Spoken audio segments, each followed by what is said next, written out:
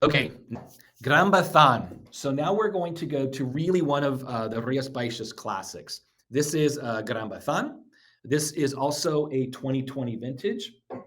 It is the Etiqueta Ambar and or the amber label. They also have a wine called the Etiqueta Verde or the green label, which many of you may have seen as well. This is really truly classic Rias Baixas. Very, very similar notes. You have that lemony gold kind of color here on the color. And again, very aromatic. You definitely can smell a little bit of the hints of the yeastiness. This particular wine is aged on the lees for 8 months, and you do get a little bit more of that brioche note.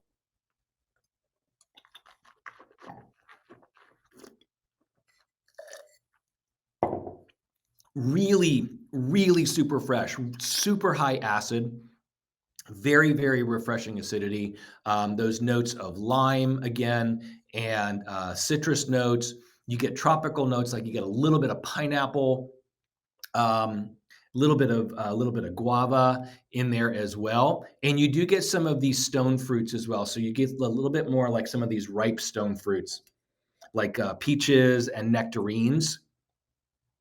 But this is a really, really this is a beautiful Albarino. I think this is one of those ones that I've seen on the market fairly extensively, and I think some of you guys have probably tried it. The finish on this is really, really long, and one of the things that I love about this, and again, this goes back to having these wines with that pair perfectly with the seafood, is the fact that they're salty. There's this salty finish here. Now, this is another wine from the Val de Salnes subzone. That's that high production subzone in the center part along the coast there. So it sits right on the coast. The vines here are about 35 years old. Again, everything is hand harvested, and all of the grapes are 100% estate grown, and they are all 100% manual harvest. Again, you saw from the pergola. Let's take a look at that here. You can see on the right-hand side the pergola system here. Now, this is a really, really fascinating producer.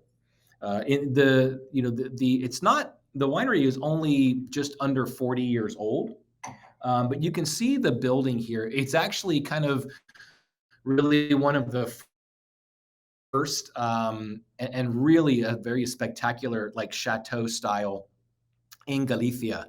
The building itself is neoclassical, and you can see this blue, this very noticeable blue on the front of the winery, that has a little bit of an Indian influence into it as well.